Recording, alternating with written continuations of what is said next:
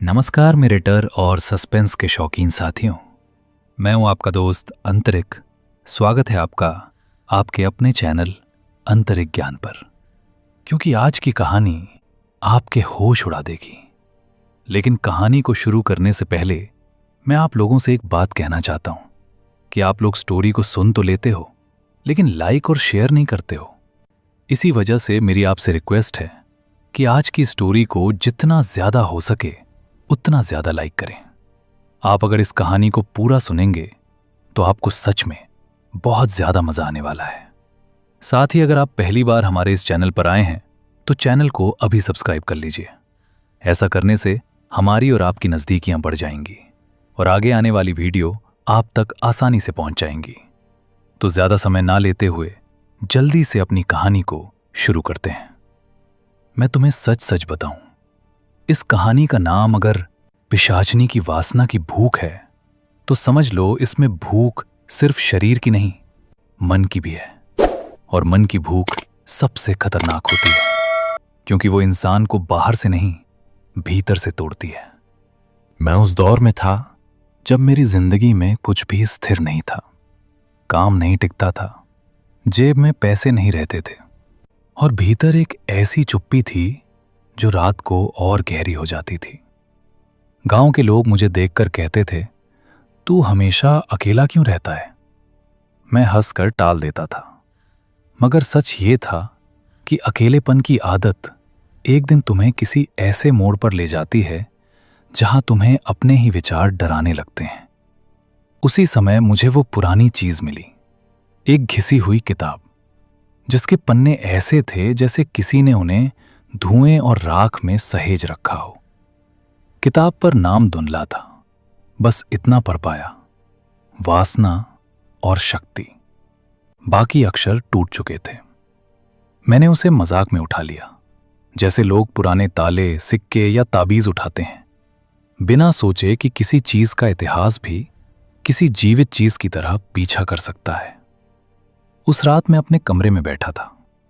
बाहर हवा चल रही थी, पर हवा में कोई ठंड नहीं थी। फिर भी मुझे लगा जैसे कोई मेरे कंधों पर नमी से भरी उंगलियां रखकर धीरे से दबा रहा हो। मैंने खुद से कहा, थकान है, और फिर किताब के पन्ने खोल दिए। जैसे जैसे पढ़ता गया शब्द अजीब तरह से आसान लगने लगे। ऐसा नहीं कि वे सरल थे, बल्कि ऐसा कि वे मेरे भीतर पहले से मौजूद थे। और जब किसी चीज के शब्द तुम्हारे भीतर पहले से हों तो समझ लो वो चीज तुम्हारे पास बाहर से नहीं आई, वो तुम्हारे भीतर से ही उठी है। मैंने किताब के एक हिस्से में पढ़ा कि कुछ शक्तियां बुलाई नहीं जाती, वे जगाई जाती हैं, और उन्हें जगाने के लिए मंत्र से जारी है इच्छा। एक ऐसी इच्छा जो आधी डर से और आधी लालच से बनी हो। मैं हंसा था, धीरे से बोला था, अगर सच में कुछ है तो आजा। बस इतना ही कहा था। कोई पूजा नहीं, कोई दीप नहीं, कोई हवन नहीं, सिर्फ एक ताना, एक चुनौती। और यही मेरी सबसे बड़ी भूल थी, क्योंकि उस रात के बाद मेरे कमरे में अंधेरा वैसा नहीं रहा। अंधेरा मौजूद रहने लगा, जैसे वो सांस ले रहा हो। मैं बिस्तर पर लेटा था, तभी मुझे लगा कोई मेरे नाम को ऐसे बोल रहा है जैसे वो नाम नहीं, मेरी नसों में दौड़ता कोई राज हो। मैंने उठकर कहा, कौन? और जवाब में कमरे की चुप्पी थोड़ी देर और गहरी हो गई। फिर वही आवाज आई, इस बार और पास। इतने साल बाद तुमने याद किया। मेरा गला सूख गया। मैंने बल्ब जलाने की कोशिश की, पर स्विच दबाने पर भी रोशनी नहीं हुई। अजीब बात यह थी कि अंधेरे में भी मुझे सब दिख रहा था, मगर सब कुछ जैसे हल्का सा हिल रहा था, जैसे दीवारें भी जाग रही हों। तभी मैंने देखा कमरे के कोने में धुएं जैसा कुछ इकट्ठा हो रहा है। पहले वो सिर्फ धुंध था, फिर उसमें आकृति बनने लगी, एक स्त्री की आकृति। पर ऐसी नहीं कि बस कोई औरत खड़ी है। उसकी मौजूदगी में एक अजीब खिंचाव था, जैसे तुम उसे देखना भी चाहो और आंखें फेरना भी चाहो। वो आगे बढ़ी और उसके चलने से फर्श पर आवाज नहीं हुई, मगर मेरे कानों में जैसे कोई धीमी हंसी उतर गई। मैंने कांपते हुए कहा, तुम कौन हो? उसने जवाब नहीं दिया, बस मेरी तरफ ऐसे देखा जैसे वो सवाल नहीं, मेरा डर तौल रही हो। फिर उसने कहा, तुमने बुलाया और अब तुम ही पूछ रहे हो? मैंने कहा, मैंने किसी को नहीं बुलाया। और सच कहूं तो उस पल मुझे खुद पर भी भरोसा नहीं था। उसने सिर हल्का सा झुकाया और बोली, बुलावा शब्दों से नहीं होता, बुलावा मन से होता है। और तुम्हारा मन आज बहुत भूखा था।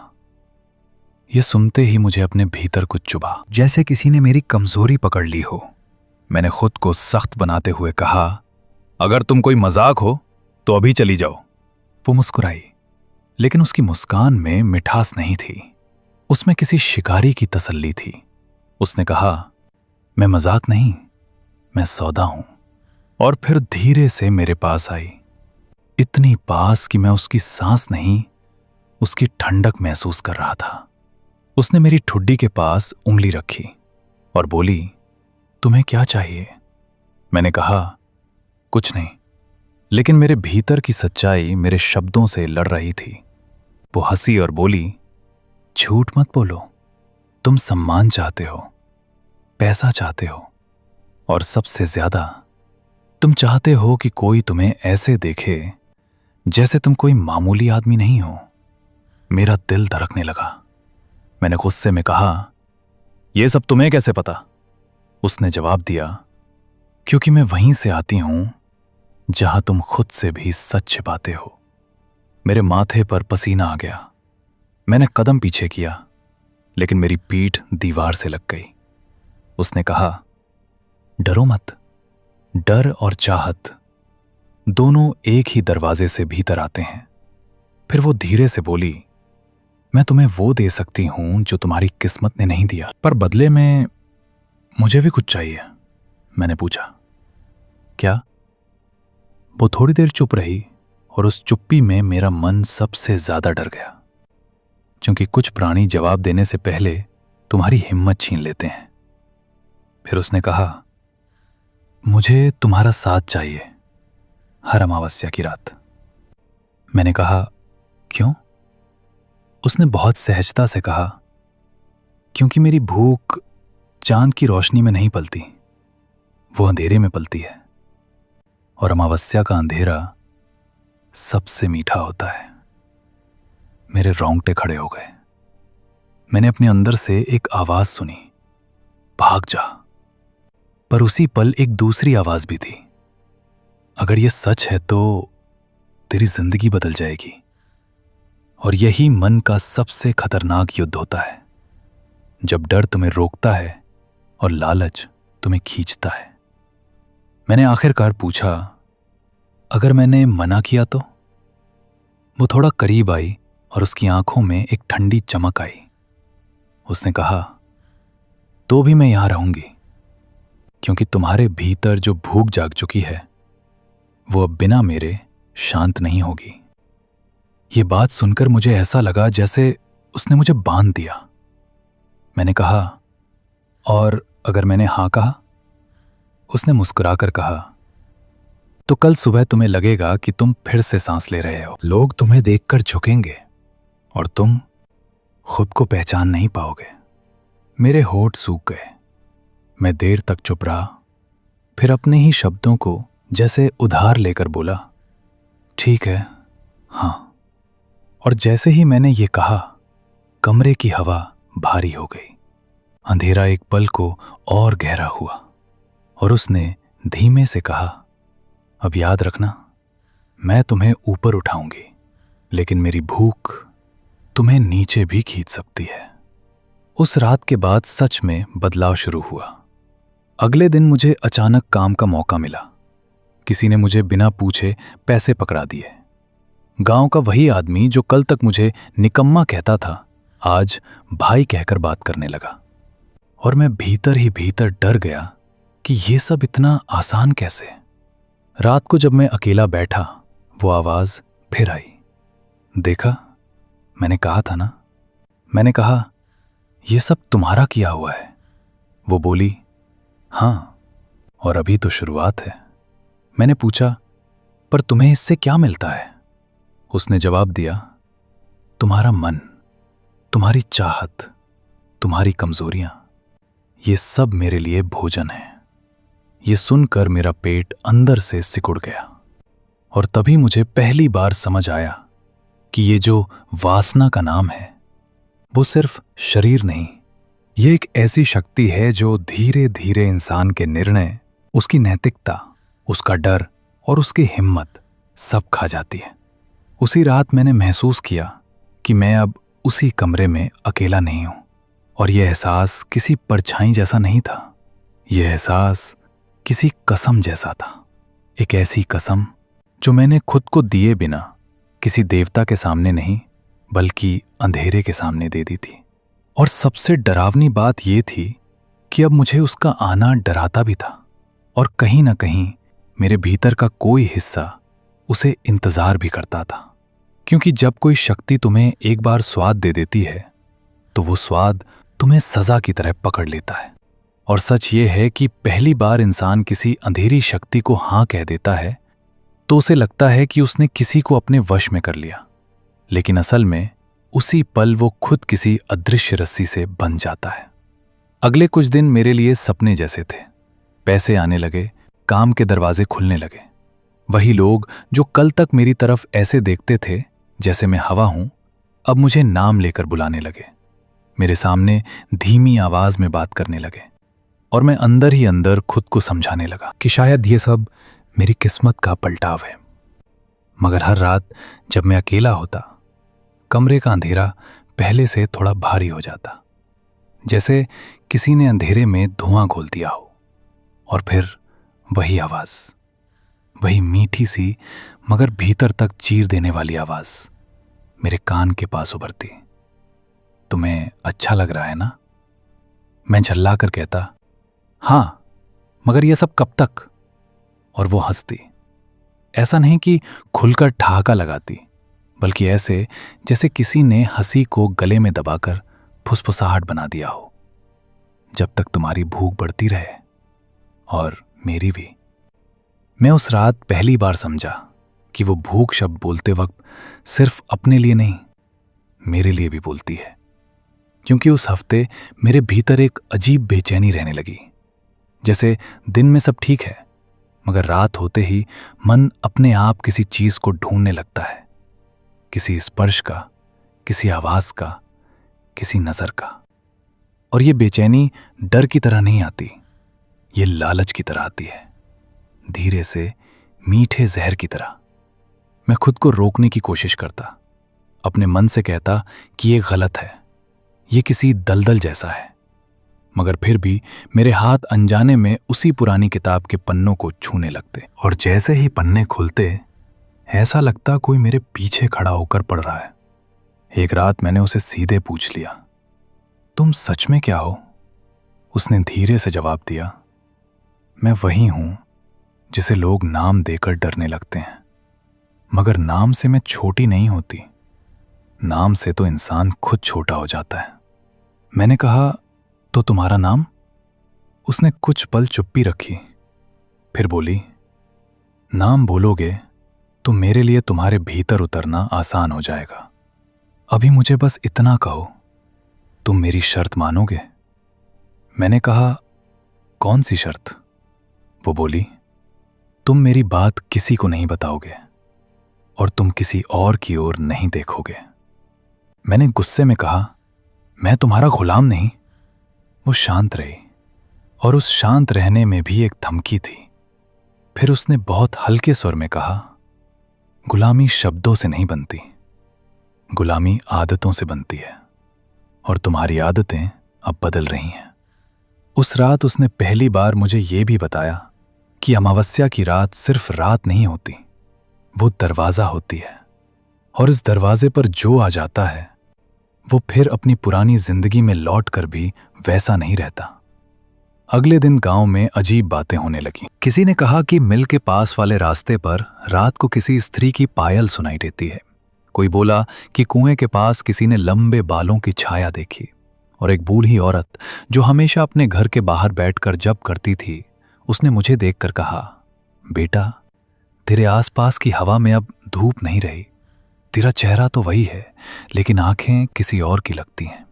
मैंने उसे झिड़क दिया, पर अंदर मेरा दिल बैठ गया, क्योंकि ये बात वही थी जो मैं खुद महसूस कर रहा था। मेरी आंखों के सामने कभी कभी एक हल्का सा धुंधला पर्दा आ जाता, और उस पर्दे के पीछे मुझे अपने कमरे का वही कोना दिखाई देता जहां से वो पहली बार उभरी थी। उस हफ्ते पहली बार मैं रात में अचानक नींद से उठा और देखा कि मेरा दरवाजा अंदर से बंद होते हुए भी हल्का सा खुला है, जैसे कोई आया हो, गया हो और बंद करना भूल गया हो। मैंने उठकर बाहर झांका तो गलियारा खाली था, मगर हवा में एक अजीब सी गंध थी, गीली मिट्टी और धुएं की मिली जुली। मैं लौटकर बिस्तर पर आया ही था कि वो आवाज फिर मेरे कान में आई। तुम डर रहे हो? मैंने गुस्से में कहा। अगर तुम ही ये सब कर रही हो तो क्यों? उसने धीमे से कहा, ताकि तुम्हें पता रहे, तुम जहां भी जाओगे मैं तुम्हारे साथ हूं। उसी पल मुझे लगा जैसे किसी ने मेरे कंधे पर अपना चेहरा रख दिया हो। मेरा शरीर ठंडा पड़ गया। मैं चिल्लाना चाहता था, पर आवाज नहीं निकली। और फिर उसने बहुत नरम सी बात कही, मैं तुम्हें चोट नहीं दूंगी जब तक तुम मेरी बात मानते रहोगे। और ये जब तक शब्द मेरे भीतर कांपने लगा, क्योंकि उसमें साफ था कि अगर मैं नहीं माना तो क्या होगा। अगले दिन काम पर भी एक अजीब घटना हुई। मालिक ने मुझे बुलाकर कहा, तूने कल जो हिसाब बताया था वो बिल्कुल सही निकला। मुझे समझ नहीं आया, तुझे कैसे पता चला? मैं हकलाया, क्योंकि सच तो ये था कि मुझे खुद नहीं पता था। मैं बस कागज को देख रहा था और मेरे भीतर से कोई आवाज बता रही थी, यहां काटा गया है, यहां झूठ लिखा है, यहां चोरी हुई है। और वही आवाज रात में मेरी आवाज बनकर बोलती थी। उस शाम मैं लौट रहा था। रास्ते में नहर के पास एक औरत खड़ी थी। चेहरा ठीक से नहीं दिखा, बस इतना दिखा कि उसके बाल बहुत लंबे थे और वो पानी की तरफ देख रही थी। मैंने आगे बढ़ना चाहा, पर उसके पास से गुजरते ही उसने मेरी तरफ गर्दन घुमाई और मैंने देखा उसकी आंखें बिल्कुल वैसी चमक रही थीं जैसी उस रात मेरे कमरे में। मेरा हाथ अपने आप रुक गया, मेरे पैर जम गए और मेरे कान में वही फुसफुसाहट। देखा, मैं सिर्फ तुम्हारे कमरे में नहीं हूं, मैं तुम्हारी दुनिया में उतर आई हूं। मैं कांप गया और जब मैंने दोबारा उस औरत की तरफ देखा तो वहां कोई नहीं था। सिर्फ नहर के पानी में हल्के हल्के गोल घेरे बन रहे थे, जैसे किसी ने अभी अभी पानी को छुआ हो। मैं भागकर घर पहुंचा, दरवाजा बंद किया और पहली बार उससे गिड़गिड़ाकर कहा, यह सब बंद करो, लोग मुझे देख रहे हैं। उसने कहा, लोग तुम्हें नहीं, तुम्हारे पीछे चल रही परछाई को महसूस कर रहे हैं। मैंने पूछा, तुम क्या चाहती हो? उसने कहा, मैं चाहती हूं कि तुम्हारी भूख इतनी बढ़ जाए कि तुम खुद मुझे पुकारो, सिर्फ अमावस्या की रात नहीं, हर रात। यह सुनकर मेरे भीतर जैसे आग और बर्फ एक साथ जलने लगी, क्योंकि यह बात मुझे डराती थी, लेकिन वही बात मेरे मन के किसी कोने को खींच भी रही थी। और मैं समझ गया कि यह वासना अब सिर्फ एक रात का सौदा नहीं रही, ये मेरे दिमाग का हिस्सा बन रही है, मेरी सांसों का हिस्सा, मेरी इच्छाओं का हिस्सा। और फिर उसने बहुत धीमी, बहुत खतरनाक बात कही, अगली अमावस्या पर मैं तुमसे पहली मांग करूंगी, और अगर तुमने मना किया तो तुम्हारे आसपास जो भी सबसे मासूम होगा वही सबसे पहले टूटेगा। मेरे मुंह से बस इतना निकला, क्यों? और उसने लगभग प्यार से कहा, क्योंकि मेरी भूख हमेशा आसान शिकार से शुरू होती है। उस पल मुझे लगा मेरे कमरे की दीवारें पास आ रही हैं, जैसे मुझे दबाने लगी हूं, और मैंने पहली बार महसूस किया कि ये कहानी अब सिर्फ डराने के लिए नहीं बनी, ये मुझे फंसाने के लिए बन रही है। और सबसे खतरनाक बात ये थी कि मैं जितना फंस रहा था उतना ही मुझे ये एहसास भी हो रहा था कि निकलना अब आसान नहीं, क्योंकि उसके बिना मेरा डर अधूरा है, और डर अधूरा हो जाए तो इंसान उसी अधूरेपन को पूरा करने के लिए वापस अंधेरे में लौट जाता है। रात उस तरह की थी जिसमें सन्नाटा सिर्फ सुनाई नहीं देता, महसूस भी होता है, जैसे हवा में कोई अदृश्य भार लटका हो और मैं उसी भार के नीचे बैठा था। आंखें खुली, पर भीतर बेचैनी की परतें एक एक करके जमा हो रही थीं। तभी कमरे के कोने में अंधेरा सामान्य अंधेरे से अलग होने लगा, जैसे उसमें गहराई आ रही हो, और बिना उसे देखे ही मुझे समझ आ गया कि वो फिर आ चुकी है। मैंने धीरे से कहा, तुम मुझे चैन से क्यों नहीं रहने देती? और जवाब में वही फुसफुसाहट आई जो सीधे कान में नहीं बल्कि दिमाग के भीतर सुनाई देती है। चैन अब तुम्हारा नहीं रहा। मेरे गले में सूखापन उतर आया। मैंने पूछा, अब क्या चाहती हो? कुछ पल तक कोई आवाज नहीं आई, मगर कमरे का तापमान गिरता गया। मेरी सांस से धुआं सा निकलने लगा, और फिर उसने कहा, मैं चाहती हूं कि तुम डरना बंद करो।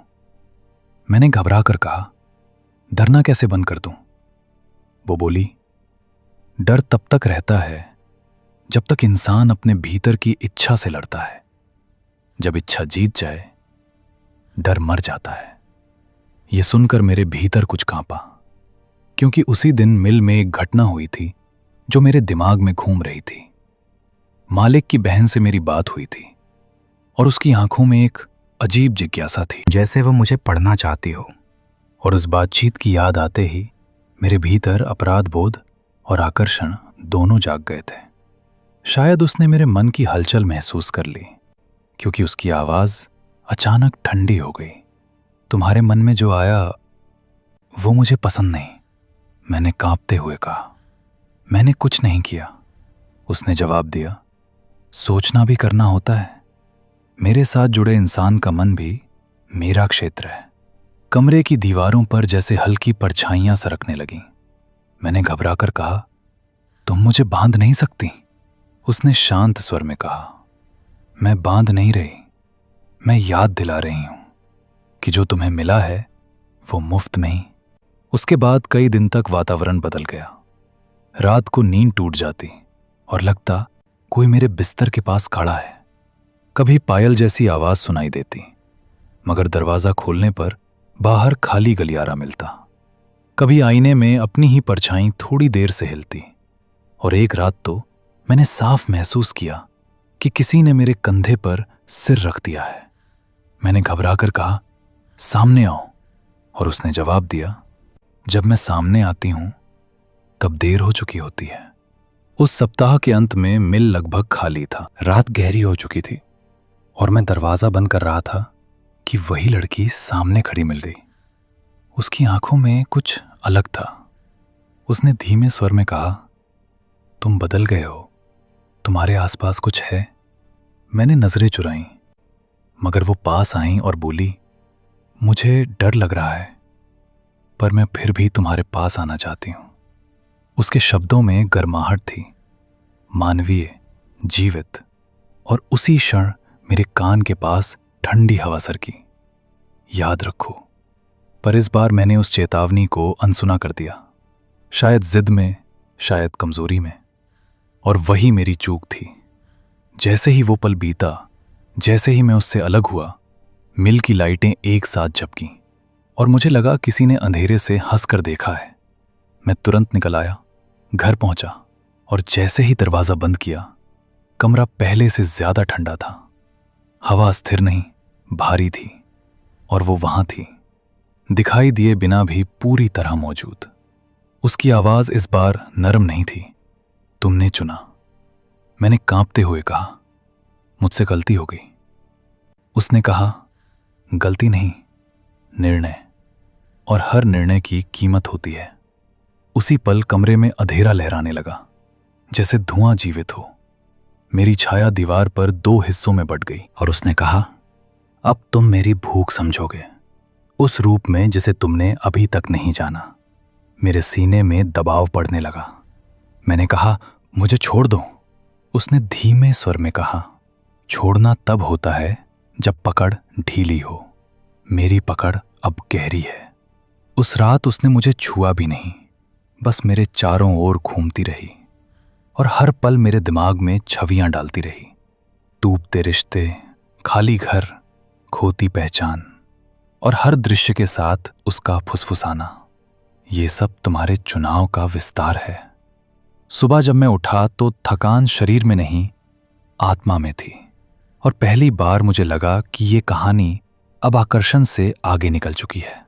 ये अब नियंत्रण, सजा और भय की दिशा में बढ़ रही है।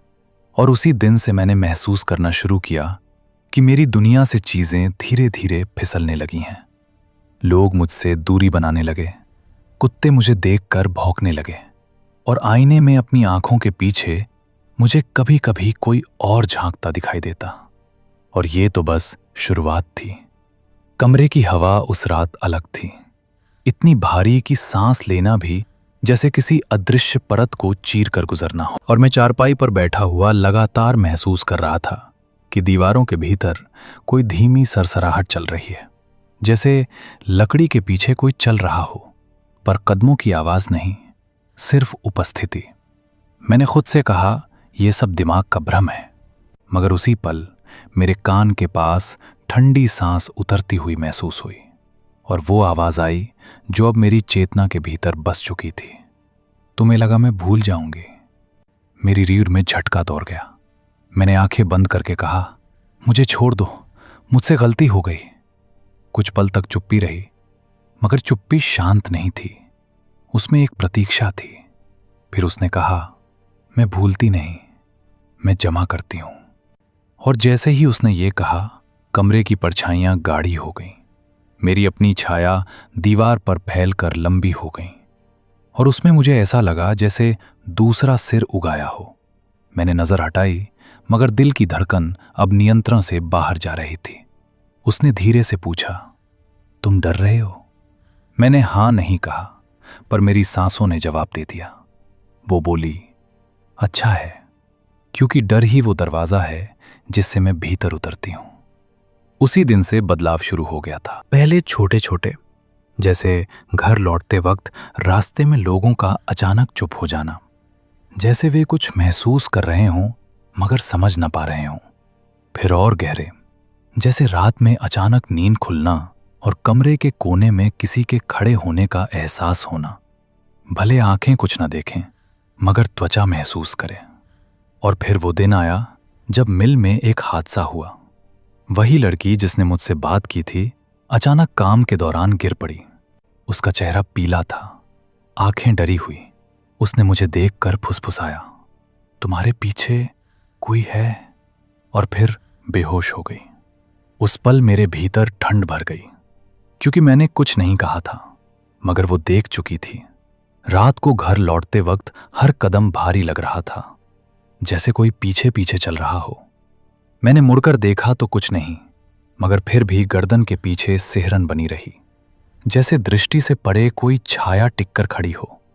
घर पहुंचा तो दरवाजा आधा खुला मिला, जबकि सुबह मैंने खुद बंद किया था। भीतर घुसते ही वो ठंडी गंध आई, गीली मिट्टी और राख की मिली जुली, और मुझे समझ आ गया वो पहले से यहां है। मैंने धीमे से कहा, सामने आओ, और इस बार वो दिखाई दी। पूरी नहीं, बस धुंधली आकृति, मगर आंखें साफ। उनमें वो चमक नहीं थी जो पहले थी, अब उनमें अधिकार था।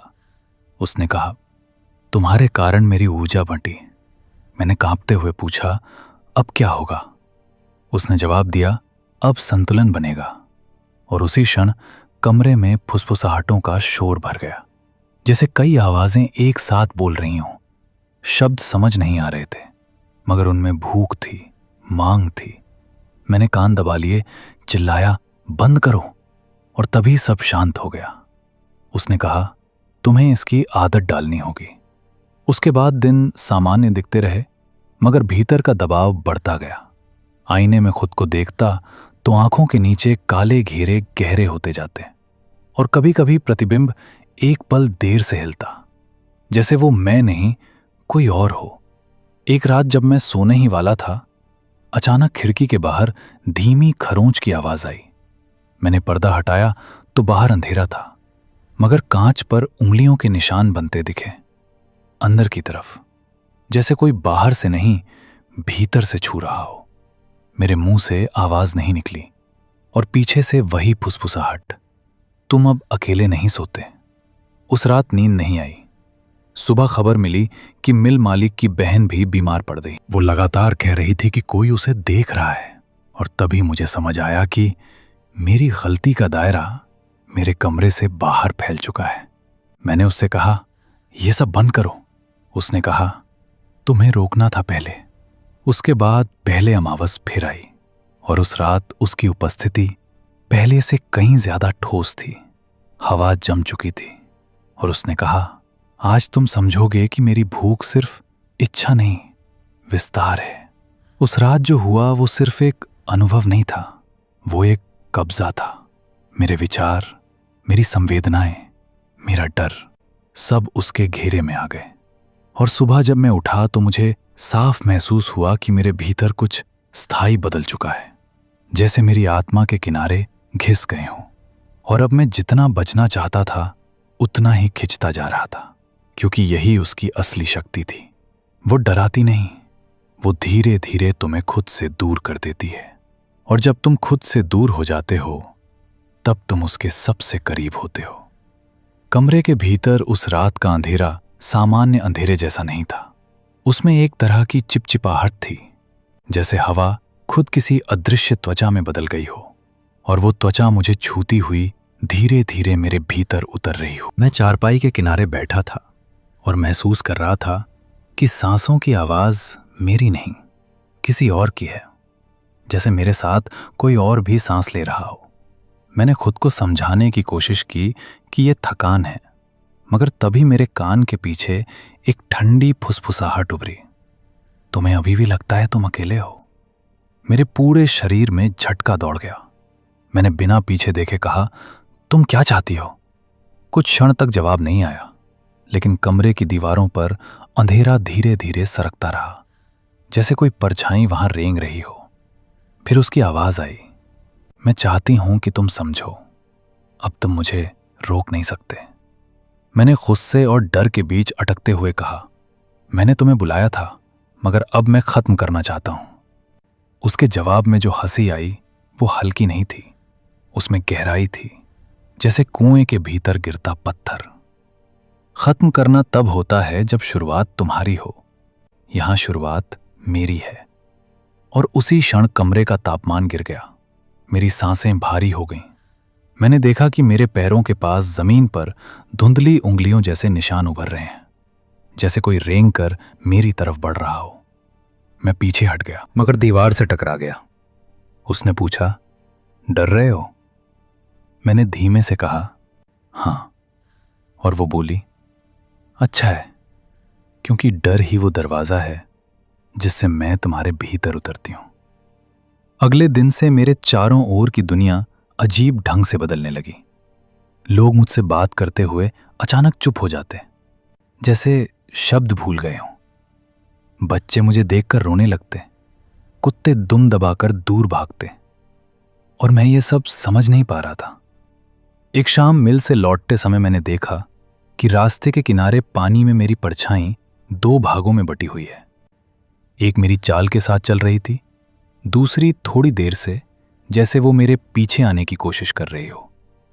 उस दृश्य ने मेरे भीतर सिहरन भर दी। घर पहुंचा तो दरवाजा खुला मिला, जबकि मुझे याद था कि मैंने बंद किया था। अंदर घुसते ही वही गंध, राख और गीली मिट्टी की हवा में तैर रही थी, और वो वहां थी, दिखाई दिए बिना भी स्पष्ट। उसने कहा, तुम्हारी दुनिया अब मेरे स्पर्श में है। मैंने कांपते हुए कहा, लोगों को छोड़ दो। उसने शांत स्वर में कहा, तुम्हारे निर्णय का विस्तार तुमसे बाहर भी होगा। उसी रात नींद टूटती रही। हर बार ऐसा लगता कोई मेरे चेहरे के पास झुककर मुझे देख रहा है। एक बार तो मैंने आंखें खोलकर देखा कि छत पर हल्की आकृतियां चल रही हैं, जैसे धुएं की लकीरें जीवित होकर रेंग रही हों। मैं उठ बैठा और तभी उसने कहा, अभी तो तुम शुरुआत देख रहे हो। अगले दिन मिल में खबर मिली कि मालिक की बहन लगातार कह रही है कि कोई उसे छूता है जब वो अकेली होती है। ये सुनते ही मेरे भीतर अपराध बोध और भय दोनों उमड़ आए, क्योंकि मुझे पता था ये मेरे कारण है। रात को मैंने उससे कहा, ये सब बंद करो।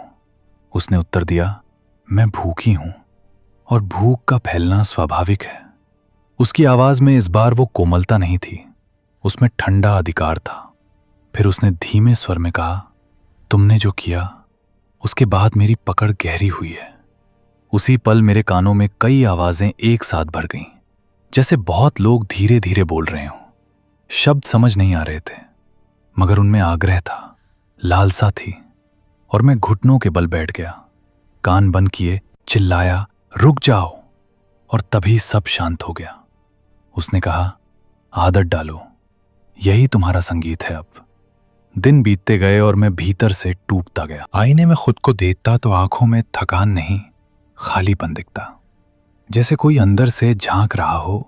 और एक रात जब मैं सोने लगा, खिड़की के शीशे पर धीरे धीरे खरोंच की आवाज आई।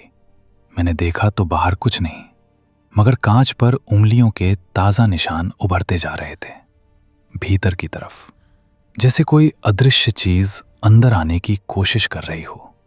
पीछे से उसकी आवाज आई, तुम्हारी दुनिया अब सीमाओं से मुक्त हो रही है। मैं कांप गया और उसी क्षण समझ गया कि यह सिर्फ डराने के लिए नहीं, कब्जा करने के लिए है। अमावस की रात फिर आई और उस रात उसकी उपस्थिति इतनी ठोस थी कि सांस लेना कठिन हो गया। उसने कहा, आज तुम समझोगे कि मेरी भूख क्या है। उस रात जो अनुभव हुआ वो शब्दों में नहीं, एहसास में था। जैसे किसी ने मेरी इच्छाओं, मेरे डर, मेरी यादों सबको अपने भीतर खींच लिया हो। और सुबह जब मैं उठा तो मुझे लगा कि मैं वही नहीं रहा, मेरे भीतर कुछ स्थायी बदल चुका है। और सबसे भयावह बात यह थी कि मैं उससे दूर जाना चाहता था, पर उसी समय उसके लौटने का इंतजार भी करता था, क्योंकि उसकी उपस्थिति ने मेरे डर को इतना भर दिया था कि उसके बिना खालीपन और ज्यादा डरावना लगने लगा। और तब मुझे पहली बार समझ आया कि ये बंधन शरीर का नहीं, मन का है। और मन की कैद सबसे गहरी होती है, क्योंकि उसमें दरवाजे दिखते नहीं, बस धीरे धीरे बंद होते जाते हैं। और जब आखिरी दरवाजा बंद होता है, तब इंसान को पता चलता है कि वो अब बाहर नहीं, भीतर ही कैद हो चुका है। उस रात मैं जल्दी सोने की कोशिश कर रहा था, क्योंकि पिछले कई दिनों से नींद मेरे लिए आराम नहीं रही थी। नींद अब एक फिसलती हुई चीज बन चुकी थी, जैसे मैं उसे पकड़ने जाता और वो मेरे हाथों के बीच से निकल जाती। और हर बार जब आंख लगने लगती, वही ठंडक मेरी पसलियों के बीच उतर आती, जैसे किसी ने बर्फ की पतली छुरी मेरे शरीर के अंदर रख दी हो। मैं बिस्तर पर करवट बदलता रहा, फिर आखिर हार कर उठ बैठा और धीमे स्वर में कहा, बस कर, आज नहीं। मेरे अपने शब्द कमरे में डूब गए, जैसे दीवारों ने उन्हें निगल लिया हो। और जवाब में कुछ क्षण तक ऐसा सन्नाटा रहा कि मुझे अपनी धड़कन भी किसी दूसरे कमरे से आती हुई लगने लगी।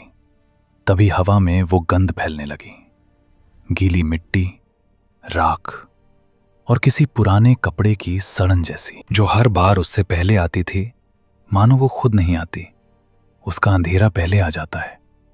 मैंने दांत भींच कर कहा, तू चाहती क्या है? और इस बार आवाज मेरे कान के पास नहीं, सीधे मेरे सिर के भीतर गूंजी, मैं चाहती हूं कि तुम सच बोलो। मैं चौंक गया। मैंने कहा, कौन सा सच?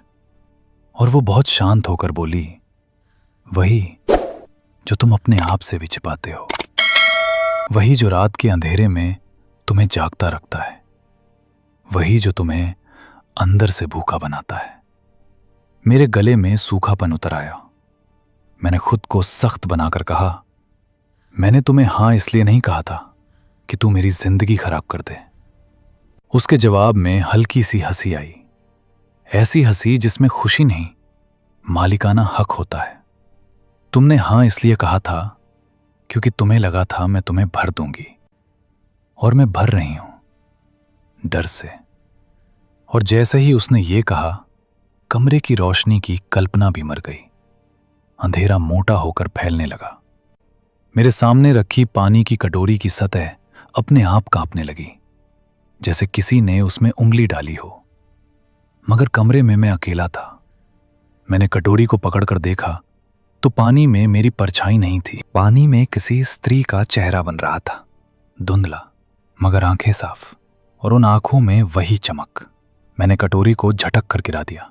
पानी फैल गया, पर फैलते हुए पानी ने फर्श पर गोल गोल आकार बना लिया, जैसे कोई चिन्ह बन रहा हो।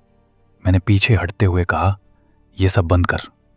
तभी मेरे पीछे दीवार पर मेरी छाया उठी, और जैसे उसने गर्दन घुमाई, जबकि मैंने गर्दन नहीं घुमाई थी। मैं पलटकर देखने ही वाला था कि वो बोली, मत देखो, अभी नहीं। और उसकी अभी नहीं में एक अजीब वादा था, जैसे देख लिया तो कुछ ऐसा दिख जाएगा जो दिमाग सह नहीं पाएगा। मैंने कांपते हुए पूछा, तू मुझे मार देगी? वो धीमी होकर बोली, मौत जल्दी मिलती है, मैं तुम्हें धीरे धीरे बदलूंगी। फिर उसने एक सवाल फेंका, तुम्हें लगता है तुम्हारे आसपास जो चीजें बिगड़ रही हैं वो संयोग है? मैं जवाब नहीं दे पाया, क्योंकि उसी दिन दोपहर को मिल में एक और खबर फैली थी। मालिक की बहन ने अचानक कहा था कि उसे रात को कोई खिड़की के बाहर से पुकारता है, और जब वो पर्दा हटाती है तो उसे अपना ही चेहरा बाहर खड़ा दिखता है। लोग इसे डर का भ्रम कह रहे थे, मगर मुझे पता था कि यह भ्रम नहीं, फैलाव है। मैंने धीमे स्वर में कहा, उसे छोड़ दे, वो निर्दोष है। और इस वाक्य पर कमरे में ठंडक और गहरी हो गई। उसकी आवाज सख्त हो गई, निर्दोष? तुमने तो उसे चुना। मैंने गिड़गिड़ा कर कहा, चूक हो गई। वो बोली, चूकें तभी होती हैं जब मन तुम्हारा हो, लेकिन मन अब मेरा है। ये कहते ही मेरे कानों में एक साथ बहुत सारी फुसफुसाहटें घुसाईं, जैसे दर्जनों लोग एक साथ धीमे धीमे बोल रहे हों। किसी के शब्द साफ नहीं थे, मगर उनमें एक ही भाव था, भूख, आग्रह, और भीतर तक घुस जाने वाला दबाव। मैंने कान दबाए और लगभग रो पड़ा, बंद कर, बंद कर। और तभी सब एकदम शांत, इतना शांत कि मुझे लगा जैसे मेरे कान फट गए हों और मैं बहरा हो गया हूं। उसी शांति में उसकी आवाज आई, अब सुनोगे? मैंने फुसफुसाकर कहा, क्या? वो बोली, तुम्हारे भीतर जो खालीपन है वो मेरे लिए दरवाजा है, और तुम्हारे भीतर जो लालसा उठती है वो मेरे लिए रस्सी। मेरी सांसें तेज हो गईं, क्योंकि वो लालसा का नाम लेते ही मेरे भीतर किसी पुराने दुख की राख हिल गई, किसी ऐसे स्पर्श की तलब जो इंसान के भीतर अकेलेपन से पैदा होती है, और वही तलब अब भय के साथ जुड़कर खतरनाक बन रही थी। उसने बहुत धीरे से कहा, मैं तुम्हें वही दूंगी जो तुम्हें चाहिए, लेकिन उसके बदले तुम्हें वही बनना होगा जो मुझे चाहिए। मैंने कांप कर पूछा, क्या बनना होगा? उसने कहा, ऐसा आदमी जो रात को डर के बावजूद दरवाजा खोल दे। और ये कहते ही मेरे कमरे का दरवाजा अपने आप चरमराया, जैसे कोई बाहर से नहीं भीतर से उसे धक्का दे रहा हो। मैं झपट कर दरवाजे की तरफ गया, कुंडी जांची, वो लगी हुई थी, मगर फिर भी दरवाजा हिल रहा था। मैंने कांपते हाथों से कहा, कोई है? बाहर कोई जवाब नहीं, बस नाखूनों की खरोंच, धीमी, टिक टिक जैसी, जैसे कोई लकड़ी पर कुछ लिख रहा हो। और तभी उसने मेरे कान में कहा, तुमने जो सौदा किया था उसमें अकेलापन भी शामिल था। मैं पलटकर चिल्लाया, तूने कहा था मुझे ऊपर उठाएगी।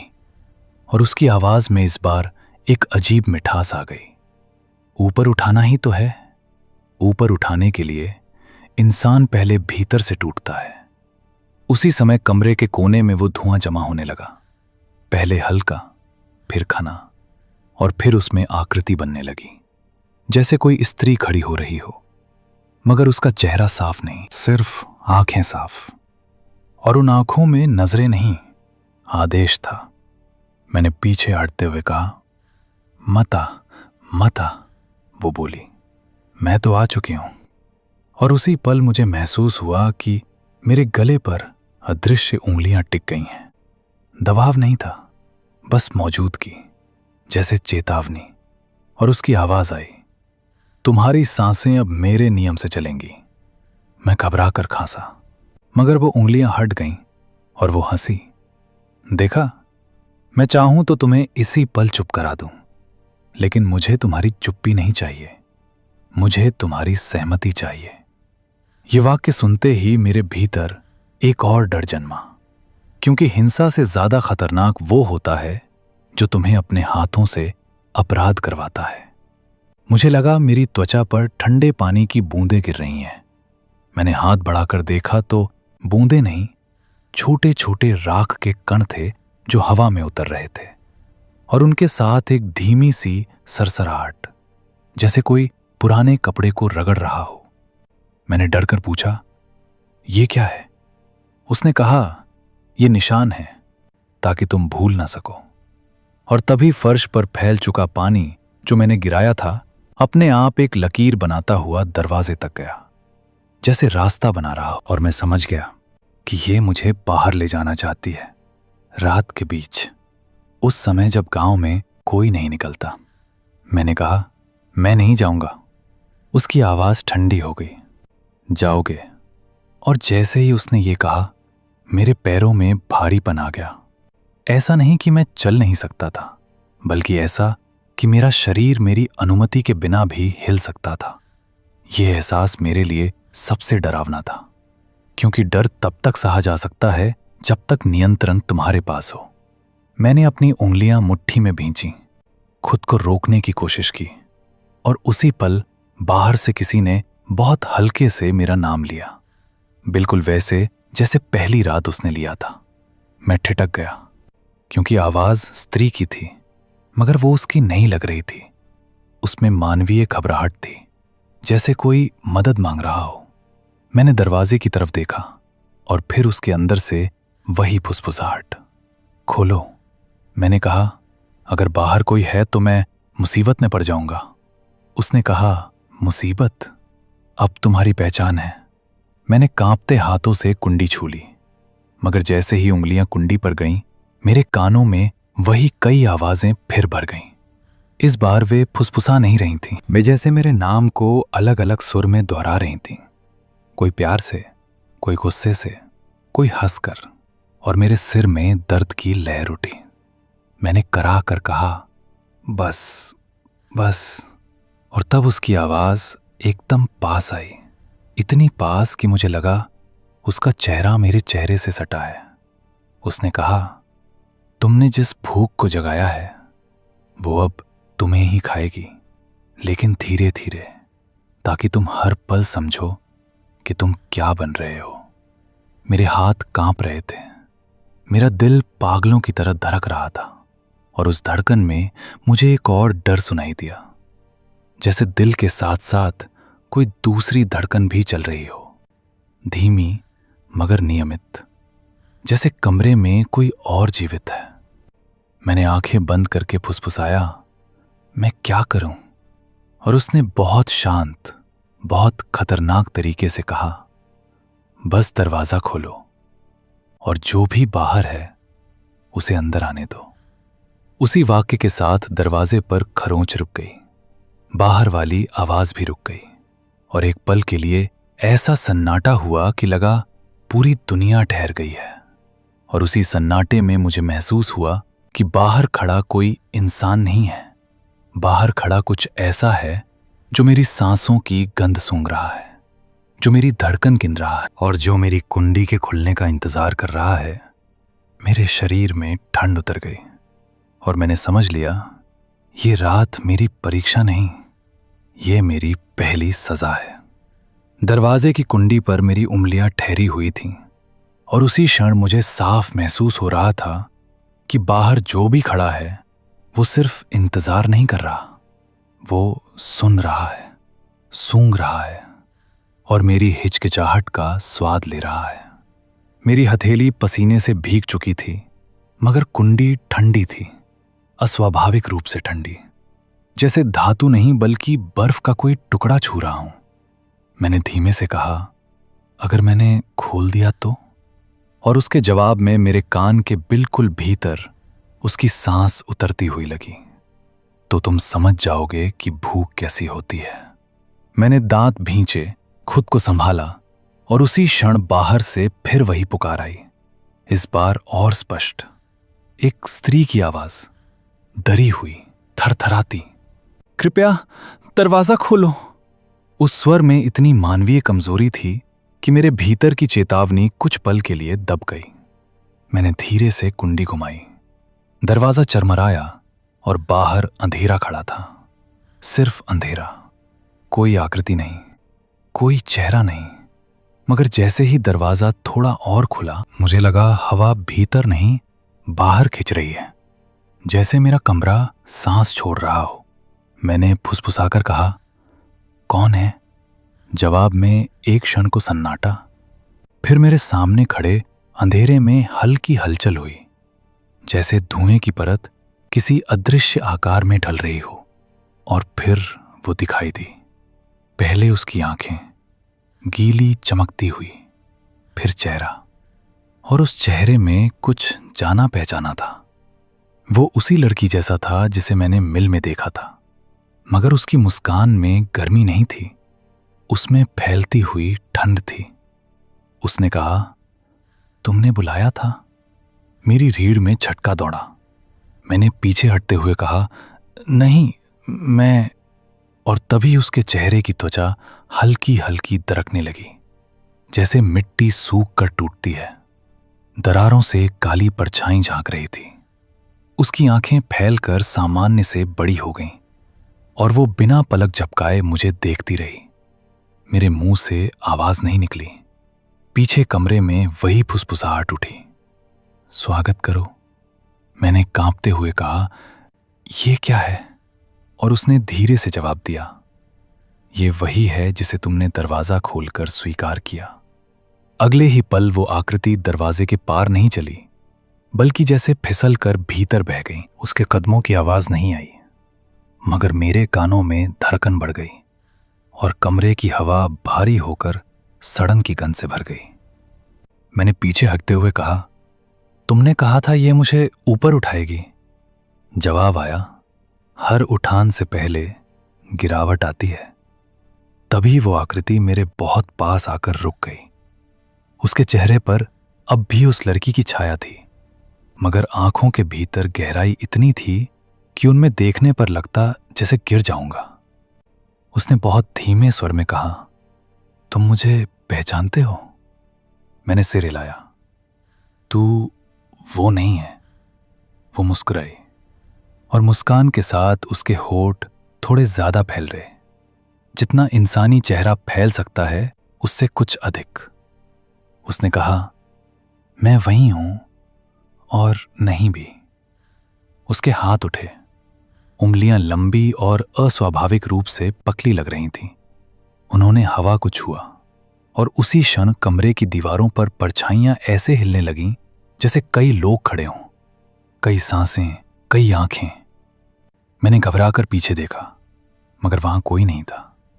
वापस पलटा तो वो आकृति और पास, इतनी पास कि उसकी ठंड मेरी त्वचा में उतर रही थी।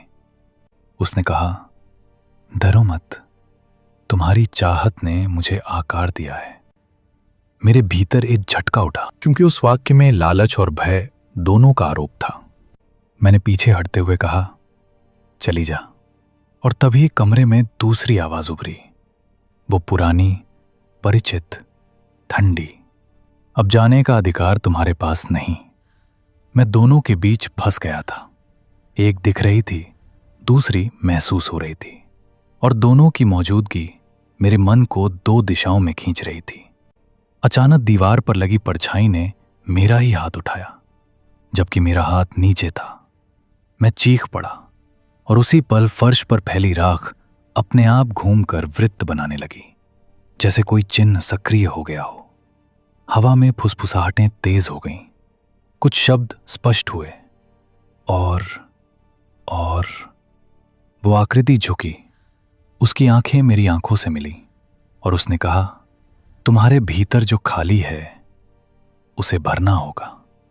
मैंने कांपते हुए पूछा, किससे?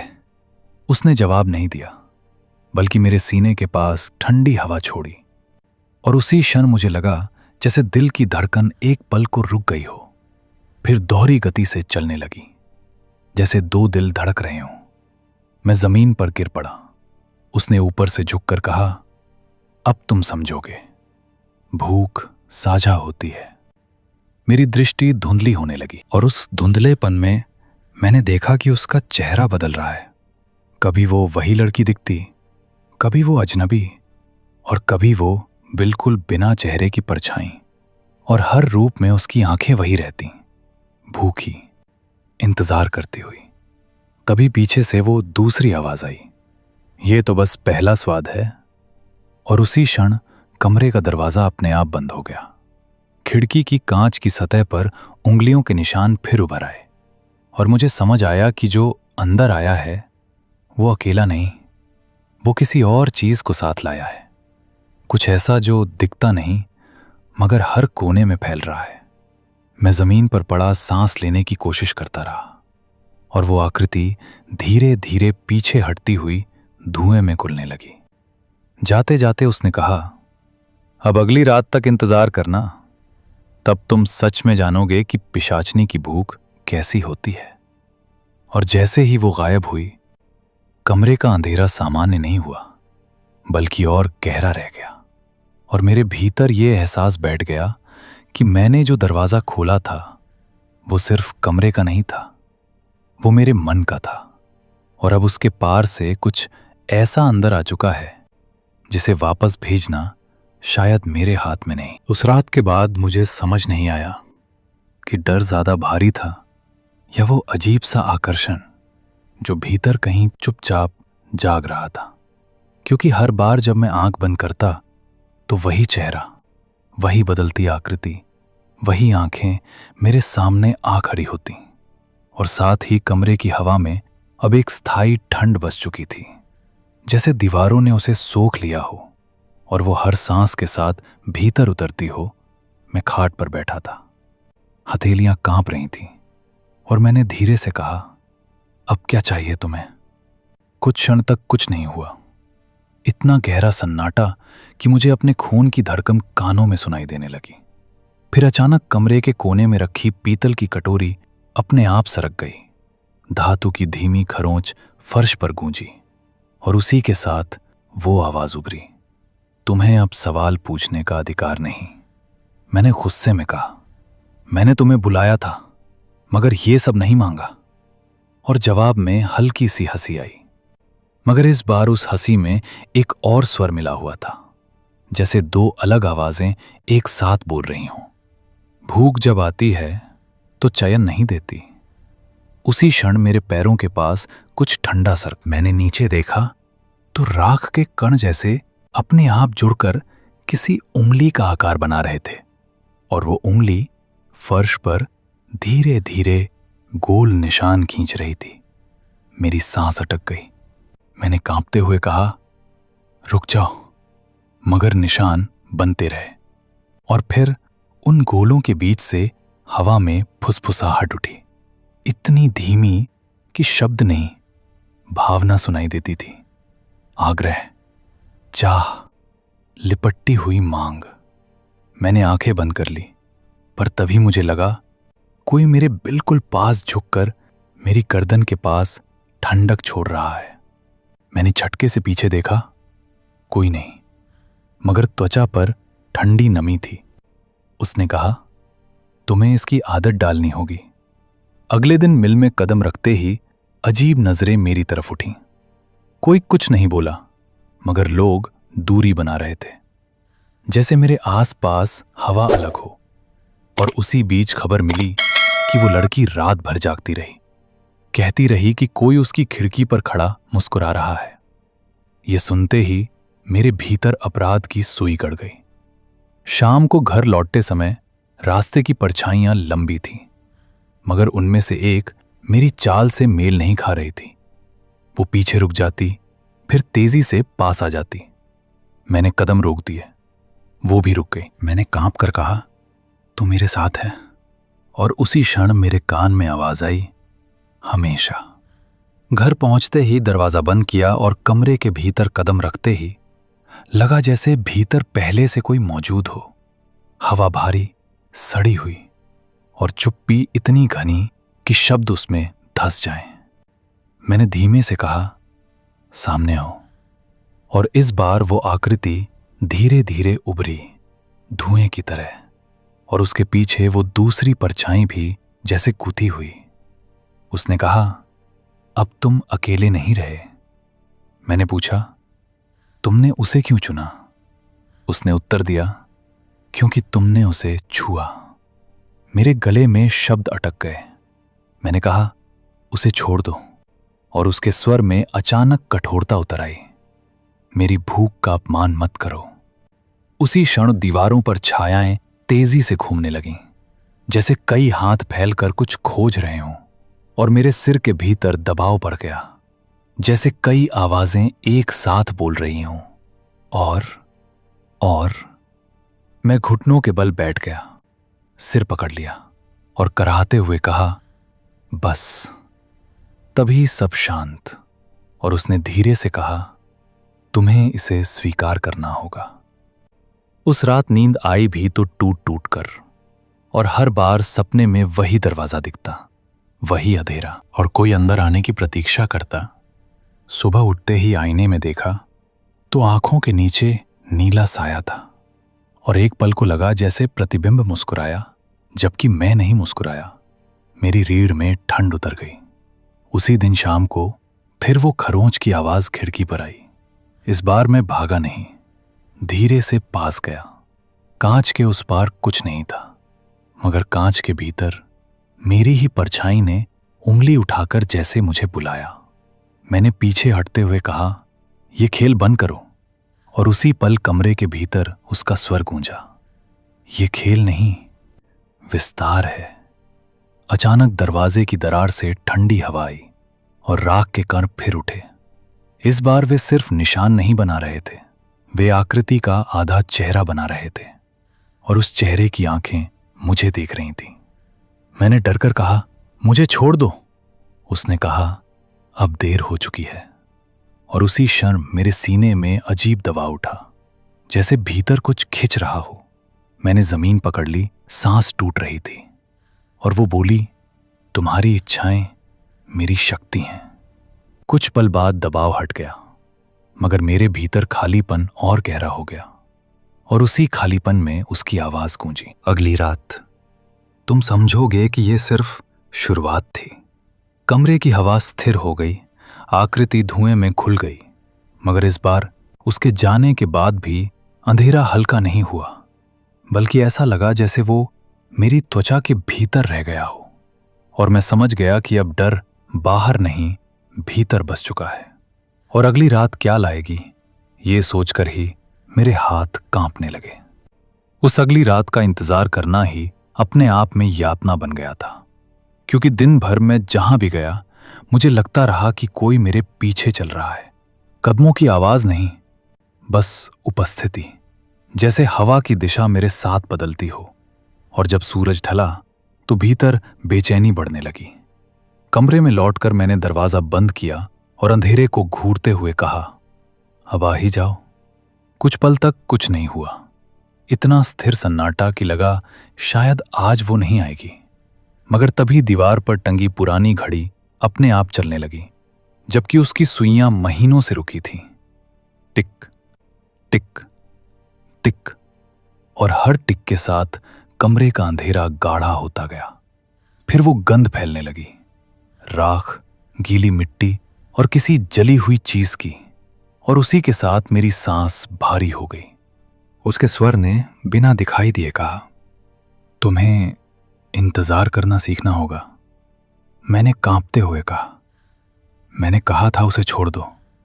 जवाब आया, तुम अभी भी दूसरों की बात करते हो, जबकि तुम खुद मेरे भीतर हो। उसी क्षण फर्श पर कुछ हिला।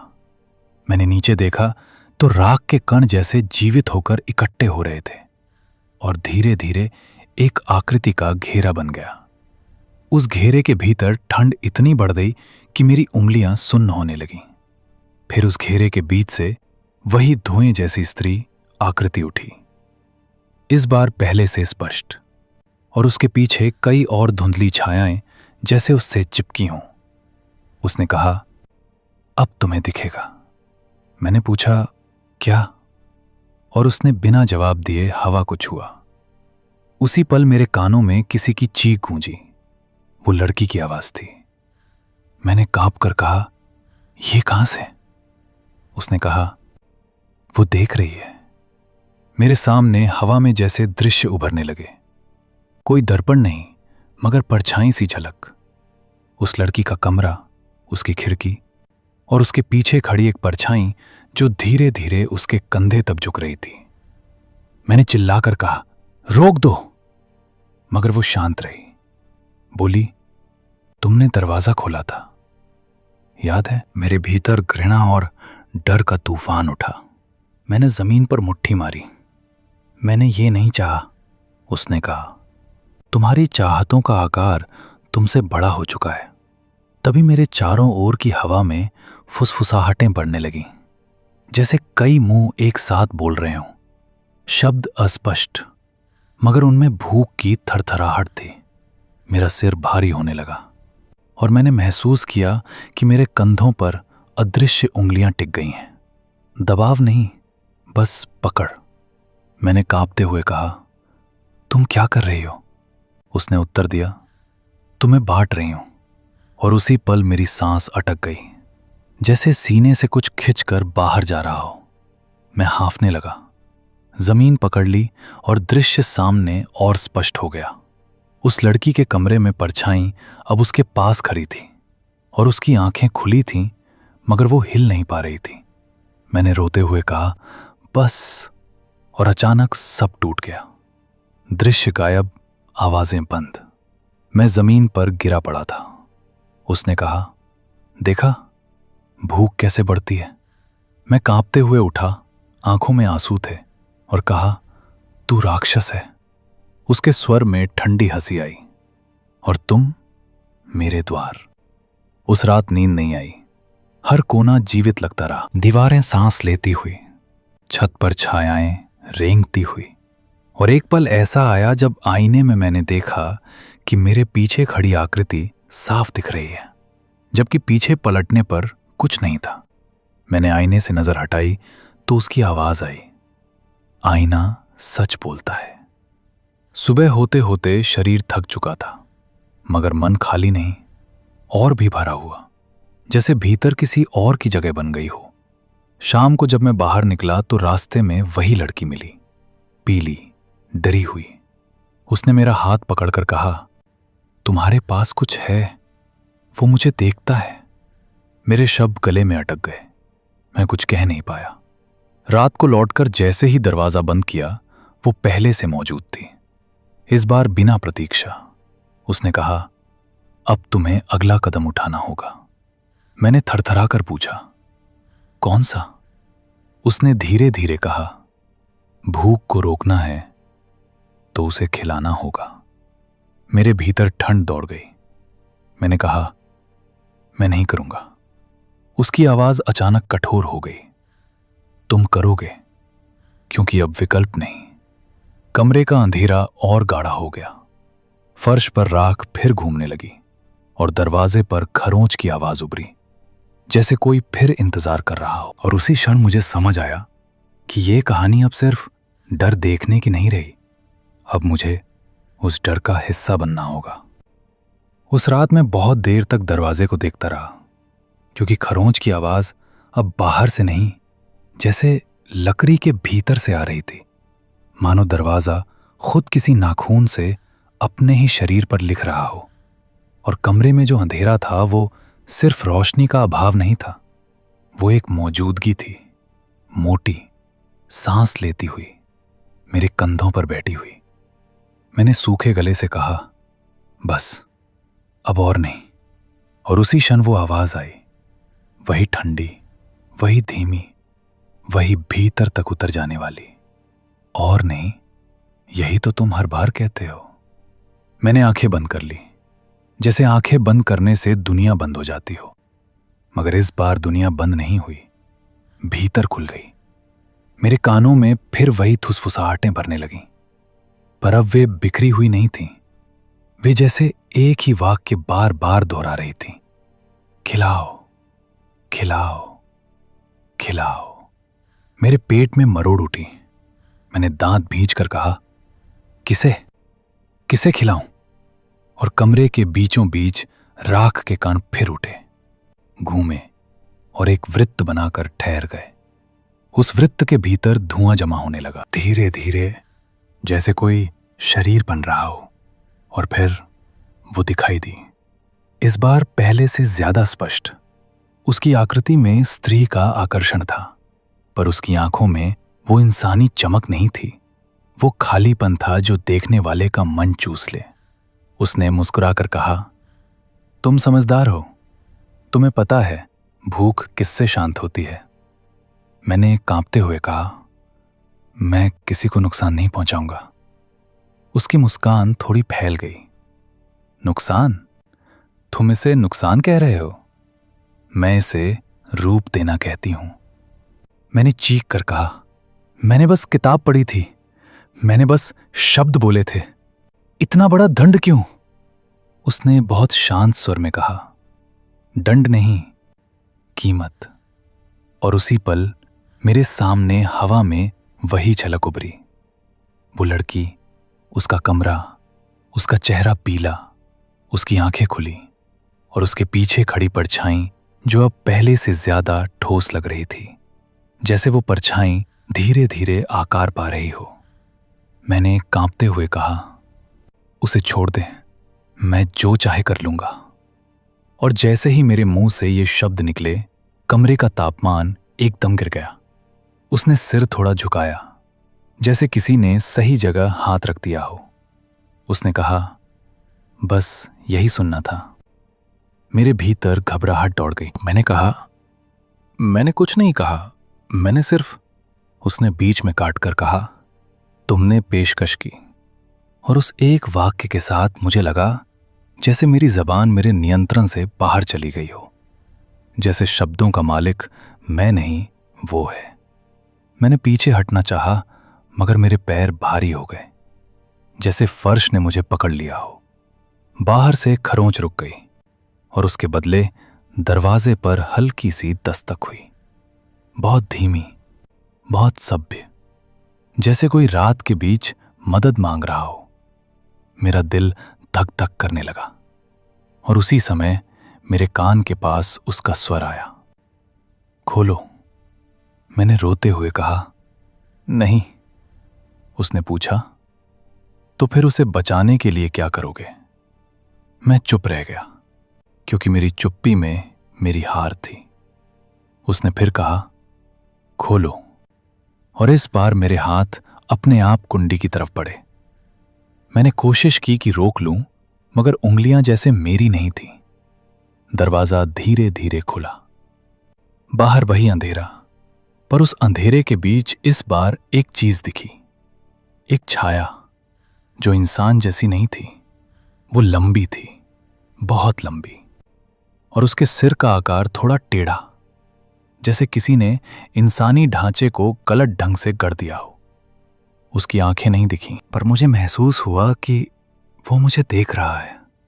मेरे चेहरे पर हवा का ठंडा झोंका आया, जैसे किसी ने बहुत पास आकर सांस छोड़ी हो। और मेरे भीतर से चीख निकलने ही वाली थी कि उसने मेरे पीछे से फुसफुसाया, डरो मत, यही तो पहला दरवाजा है। मैं कांप गया। ये क्या है? उसने कहा, ये वही है जो तुम्हारे भीतर की भूख ने बाहर बुलाया।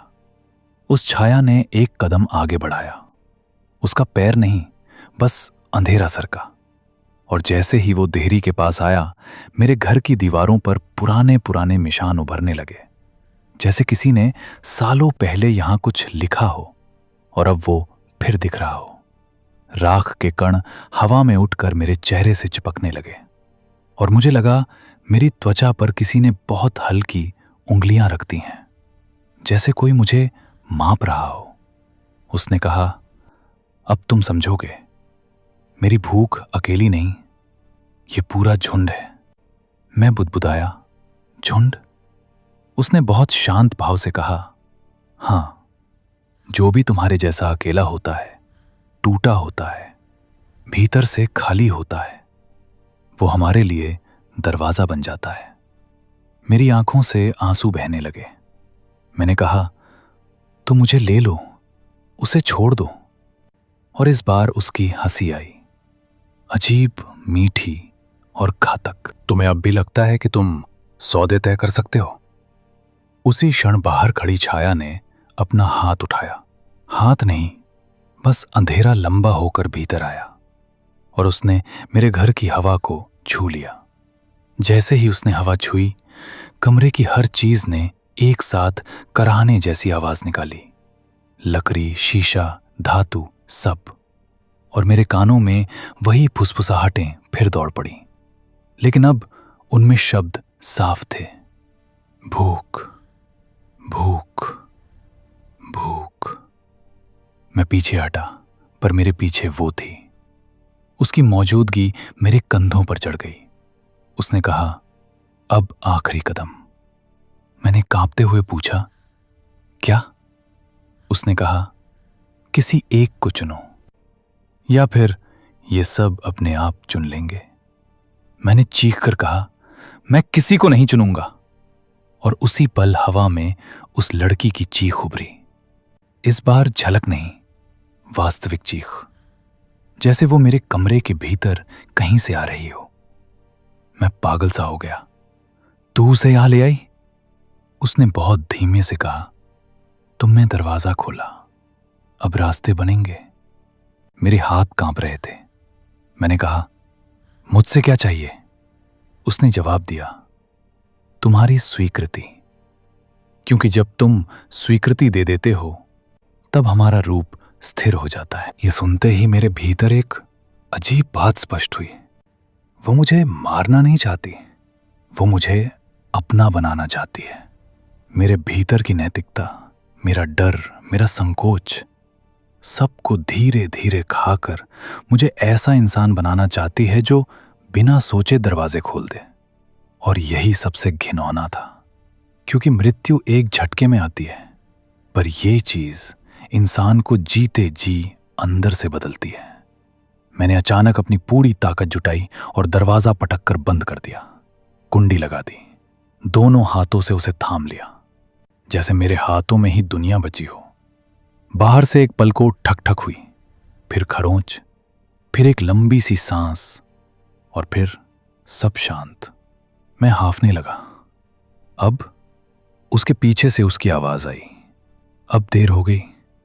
मैंने पलट कर देखा तो वो मेरे सामने नहीं थी, वो मेरे भीतर थी, क्योंकि उसकी आवाज मेरे कान के बाहर नहीं, मेरे दिमाग के बीच में गूंज रही थी।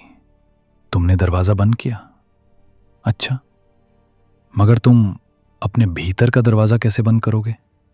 और उसी पल मुझे लगा कि मेरे सीने के अंदर कुछ सरक रहा है, जैसे कोई बहुत धीरे धीरे मेरी पसलियों के बीच बैठ रहा हो।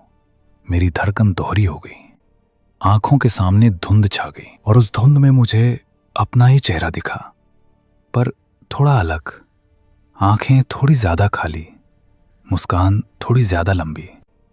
मैंने चीखना चाहा, मगर आवाज गले में फंस गई, और उसके स्वर ने लगभग दुलारते हुए कहा, अब तुम समझ गए, मैं बाहर से नहीं आती, मैं तुम्हारे भीतर से उठती हूं। मैं जमीन पर गिर पड़ा, आंखों से आंसू बह रहे थे, और उसी हालत में मैंने खुद से कहा, मैं ये सब खत्म कर दूंगा, मैं किताब जला दूंगा, मैं। और उसने बहुत शांत, बहुत अंतिम बात कही, किताब तो बस बहाना थी, असली मंत्र तुम्हारी भूख थी। और तभी कमरे की दीवारों पर परछाइयां स्थिर हो गईं, जैसे सबने एक साथ सिर झुका दिया हो। और बाहर से एक बहुत धीमी सी फुसफुसाहट आई, मेरी अपनी आवाज में, खोलो। मैं सिहर गया, क्योंकि अब पुकार बाहर से नहीं थी, मेरे भीतर से थी। और उसी क्षण मुझे समझ आया कि ये कहानी का अंत बाहर नहीं होगा, इसका अंत मेरे अंदर होगा। मैं उठा, लड़खड़ाता हुआ आईने के सामने गया, और आईने में मैंने देखा कि मेरे पीछे कोई नहीं खड़ा। फिर भी मेरे कंधों पर 2 हाथों की हल्की छाप थी, जैसे किसी ने अभी अभी मुझे थामा हो। और आईने में मेरा प्रतिबिंब बहुत धीरे से मुस्कुराया, जबकि मैंने मुस्कुराने की कोशिश नहीं की थी। मेरे मुंह से बस एक ही वाक्य निकला, मैं नहीं रहा। और उसी पल कमरे के कोने से उसकी हंसी आई, छोटी नहीं, बड़ी नहीं, बस स्थायी, जैसे ये हंसी अब दीवारों में रहने वाली है। और तब मुझे पहली बार सच में डर लगा, क्योंकि डर अब रात तक सीमित नहीं था, डर अब मेरी सुबहों में भी उतर चुका था। और यही वो आखिरी बात है जो मैं तुम्हें बता सकता हूं। उसके बाद मैंने किसी को कुछ नहीं बताया, क्योंकि जिस दिन तुम सच बोल देते हो, उस दिन वो भूख दूसरे कानों में भी उतरने लगती है, और तुम नहीं चाहोगे कि ये भूख तुम्हारे घर के दरवाजे तक भी पहुंचे। अगर ये कहानी तुम्हारे भीतर कहीं ठंडी लकीर छोड़ गई है, अगर आखिरी पल तक तुम्हें लगा कि अब भी कुछ बाकी है, तो समझ लेना ये कहानी यहीं खत्म नहीं हुई। ऐसी अंधेरी कहानियां, ऐसे मनोवैज्ञानिक डर और ऐसी शक्तियां जो बाहर नहीं बल्कि इंसान के भीतर जागती हैं, मैं उन्हें लगातार सामने लाता रहूंगा।